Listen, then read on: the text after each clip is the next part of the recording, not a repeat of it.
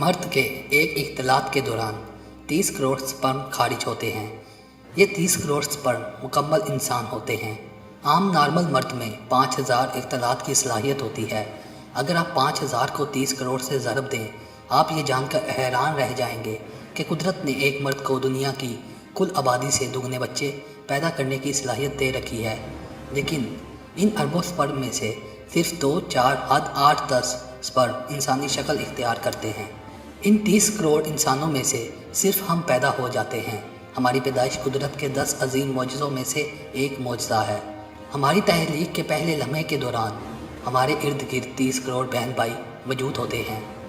ये खूबसूरती, ताकत, जहानत और किस्मत में हमसे बेहतर होते हैं, लेकिन कुदरत ऐन वक्त पर हमारे हक़ में फ़ैसला दे देती है और यूँ हम माँ की कोख में बीज बन जाते हैं।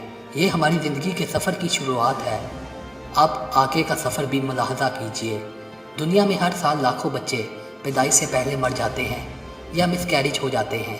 कुदरत हमें मिसकैरेज से भी बचा लेती है। दुनिया के 80% मजदूर बच्चे पैदाइश के दौरान मजदूर होते हैं।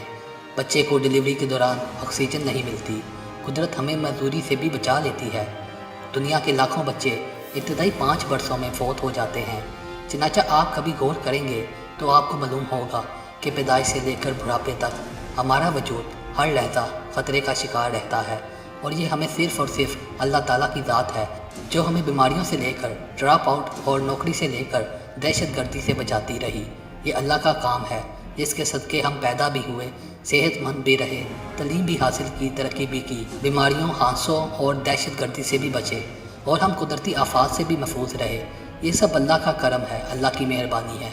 हम अल्लाह के इस करम पर जितना शुक्र अदा करें कम होगा। हम अल्लाह की इस मेहरबानी पर जितना सीधी राह चलें वो भी कम होगा। लेकिन इंसान बदबख्त भी क्या चीज़ है। हम एहसान फरामोश हैं। हम अल्लाह की इस मेहरबानी को अपना हक़ समझ लेते हैं।